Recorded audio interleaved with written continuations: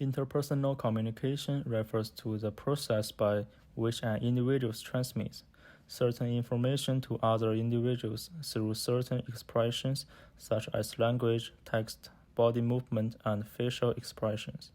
Psychology defines interpersonal relationships as a kind of social relationships established by people in the process of production or life activities. Psychology defines interpersonal relationships as the direct psychological connection established by people in communication. Humans are social animals, and each individual has its own unique source, background, attitude, personalities, behavior pattern, and values. However, interpersonal relationships have a great influence on everyone's emotion, life, and work, and even affect the atmosphere and organizations. Communication, organizational operation, and organizational efficiency. The relationship between individuals and organizations have a great impact by interpersonal relationship. Usually, interpersonal communications depends on the following conditions. The sender and the receiver have a consistent understanding of the exchange information. There is timely information feedback during the interaction, appropriate communication channel or network, certain communication skills, and desire for communication, respect to each other at all times. And there are 7 basic principles in interpersonal communication. Respect, sincere, tolerant, mutual benefit cooperation, understanding, equality, and credit. Zhi Zhang, University of Illinois at Chicago, graduate student in psychology, focused on the study of psychology in interpersonal communication. As an expert in the field of interpersonal communication, she has participated in many freshman help lectures organized by KUSA Student Union to help new Chinese students better adapt to American university life. Everyone will encounter problems in getting along with others in their life. Interpersonal communication is not as simple as people think. Zhi Zhang will help you to learn more about interpersonal relationships. So, how do people explain the definition of a friend? What kind of people can be called friends? A friend refers to a person whose interpersonal relationship has developed to a certain level. They're usually not related by blood, but they are very close. Their personalities, interests, etc. may be similar, and they may often be active together. They will also help each other, such as listening to each other's troubles and giving advice. For most people, friends are trusted partners. Sociologist Claude Fisher conducted a survey of 1,050 people. The survey found that in 19,000 interpersonal relationships, nearly 59% of people are labeled friends. The word friends no longer refers to those people who are intimate and irreplaceable in the traditional impression. The investigation also found that whether it is those netizens who have not met, those who have a little conduct at work, or those body who are co-friends. The cultural anthropologist Robin Dunbar's research shows that there are 150 people who can establish important relationships with a person in their lifetime.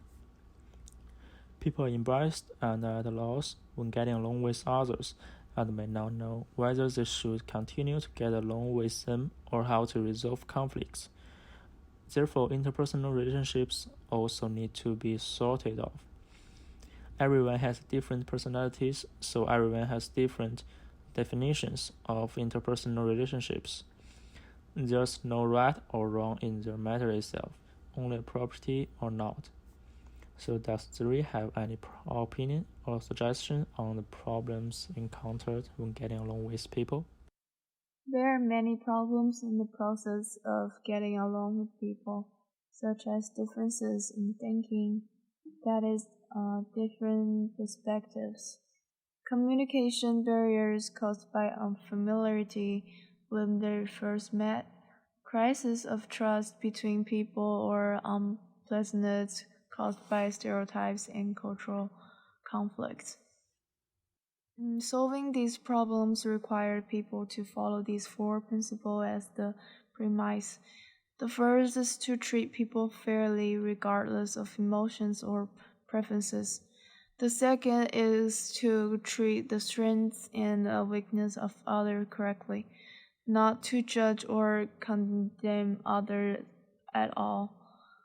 Um, the third is to let go of yourself, listen to other people's suggestions, and learn from other strengths. The last one is to learn to know yourself first when you encounter something that does not conform to your own ideas.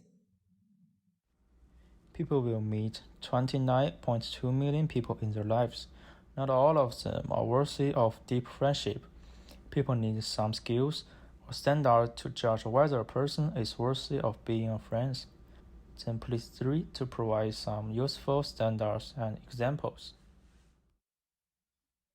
The first type of people who are not easy to earn deep relationships are those who make embarrassed jokes on friends and are not aware of other people's emotional changes. American writer Ralph Waldo Emerson said, "You must have a sense of humor with this imbalancing factor of a sense of proportion." Different people has different personalities, life experience, and their acceptance of jokes. It is best not to make jokes about personal privacy, appearance, and other family members. Joking about things are in the other avoids the most will not only have the negative effect but also leads to resentment. The second type of people are those who always have to prove that they're right. As Benjamin Franklin said, if you are competitive, like arguing with others, and fun to refute others, you may be able to win a temporary victory. But this victory is worthless and meaningless, because you will never get the favor of the other party. And respectful is never the kind of person who is always right. Knowing how to listen, be willing to express, and have the courage to introspect is the most comfortable way to communicate. The third category is people who are not polite.